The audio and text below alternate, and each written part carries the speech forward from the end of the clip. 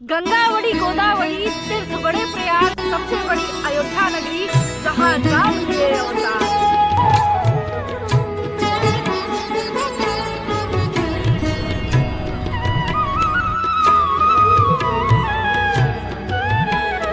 श्री राम अयोध्या से शिवी के ब्लॉग में आप सबका स्वागत है। मैं शिवी तिवारी अयोध्या से आप सबका स्वागत करती हूँ और वर्तमान समय में मैं आपको लेकर पहुँच चुकी हूँ जहाँ श्री राम जी ने हमारे अयोध्या को छोड़ के सारी अयोध्या वासियों के साथ में इसी नदी में यानी सरयू जी में ही अपना त्याग दिया था, अपने आप को विलीन किया था।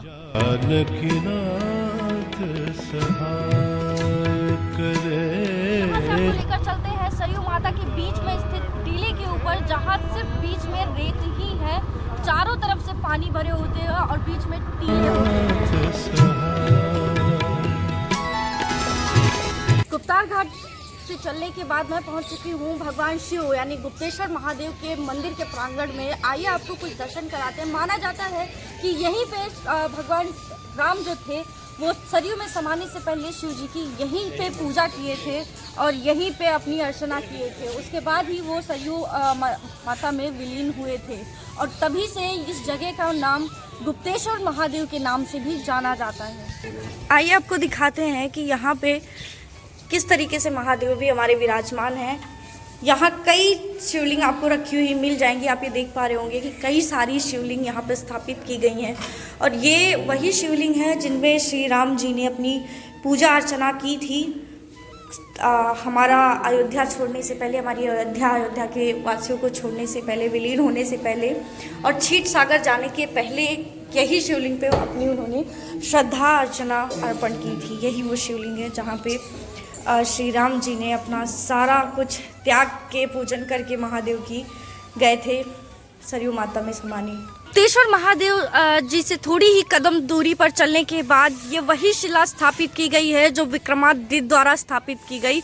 अयोध्या में ये शिलाएं हैं जो आज भी यहीं पे उसी तरीके से रखी गई हैं जैसे कि ये बनाई गई थी। और इस पे पूरी तरह से आप देख सकते हैं कि लिखा हुआ है गुप्तार घाट के नाम से विख्यात इस तीर्थ में स्नान करके भगवान श्री राम जी ने समस्त अयोध्या वासियों को सशरीर दिव्य धाम ले गए थे।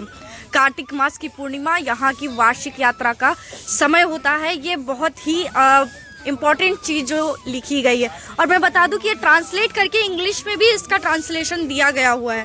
और वहीं आप देखेंगे तो इसके साइड में भी जो ये शिला लिखी गई है, ये पुरानी शिला जो है, ये उस पर भी नोटिस पूरी तरह से हिंदी और इंग्लिश में पूरी तरह से लिखी गई है। और वहीं आप ये देखेंगे तो पूरी की पूरी कमेंट्री जो की गई है ये पूरी इंग्लिश में की गई है, यानी उस टाइम पे भी शिलाओं पे इंग्लिश के वर्ड्स लिखे गए थे।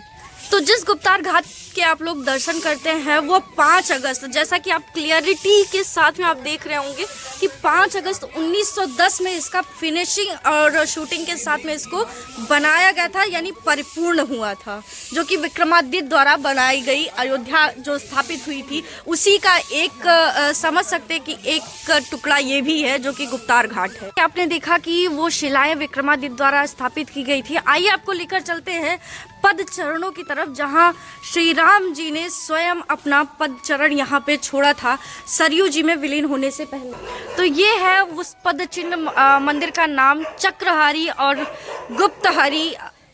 आइए आप सबको लेकर चलते हैं पद चरणों की और श्री राम जी के पद चरणों की ओर, जो कि बेहद ही खास है और बेहद ही महत्वपूर्ण है। आइए आप लेकर चलते हैं उन्हीं पद चरणों की तरफ जो श्री राम जी ने यहाँ पे सरयू घाट पे जब विलीन होने से पहले यहाँ छोड़े हुए थे। उन छापों की तरफ आप ये देख लीजिए कि किस तरीके से ये छाप आज भी यहाँ पे रखे हुए हैं। जब सभी देवताओं पर आक्रमण कर दिया उस युद्ध में सभी देवता हार गए। जब सभी देवता इधर उधर भागने लगे तो भगवान शंकर जी उन सभी को रोककर भगवान विष्णु जी के पास और ब्रह्मा जी के पास गए। ब्रह्मा जी को भी सभी देवता अपना अगुआ बनाकर भगवान विष्णु जी के पास गए। जब वहाँ पर गए तो भगवान विष्णु योग निद्रा में थे। माता लक्ष्मी जो भगवान के चरणों की सेवा कर रहे थे। नारद जी ऋषियों के साथ भगवान का उच्च स्वर से उनका गान कर रहे थे और गरुड़ जी जो भगवान के आगे हाथ जोड़कर खड़े होकर उनकी स्तुति कर रहे थे। उसके बाद जब सभी देवता भगवान के पास गए, सभी देवता जब भगवान की स्तुति किए, तब भगवान विष्णु प्रसन्न है, उन्होंने अपना नेत्र खोले। भगवान विष्णु ने कहा कि हे देवताओं, मैं आप जान गया कि आप लोग यहाँ क्यों आए, क्योंकि मैं अपने योग से जाना, क्योंकि आप सब जो है बलहीन है, तेजहीन हो गए, इसलिए आप सबका राज्यपाल स्वर्ग जो है सब चला गया है। आप सबको बल वृद्धि की, स्वर्ग की प्राप्ति के लिए बल की वृद्धि, तेज की वृद्धि करना पड़ेगा। इसके लिए मृत्युलोक अयोध्या क्षेत्र में उन्होंने कहा कि मैं स्वयं जो है गुप्त रूप में तप करूँगा, तप का अनुष्ठान करूँगा, तभी आप जो है विजय प्राप्त कर सकते हैं। भगवान विष्णु ने देवताओं से कहा कि आप लोग भी जो है गुप्त रूप में तपस्या करें। ऐसा कर भगवान विष्णु जब बैकुंठ धाम से अंतर्ध्यान हुए, यहाँ पर भगवान विष्णु चतुर्भुज रूप में प्रकट हुए थे। उसके बाद भगवान विष्णु जो है नीचे गुप्त रूप में तप करने लगे। तप करने से पहले भगवान विष्णु के हाथ से सुदर्शन चक्र यहाँ जो है गिर गया था। उसके बाद तप करते हुए जब बहुत दिन बीता, तो ब्लॉग को यहीं पे एंड करते हैं। मिलते हैं नेक्स्ट ब्लॉग में। तब तक के लिए जय श्री राम, जय अयोध्या। और कमेंट में जरूर लिख दीजिएगा जय श्री राम, और ये जरूर बता दीजिएगा कि ये वीडियो कैसा लगा आपको। जय श्री राम।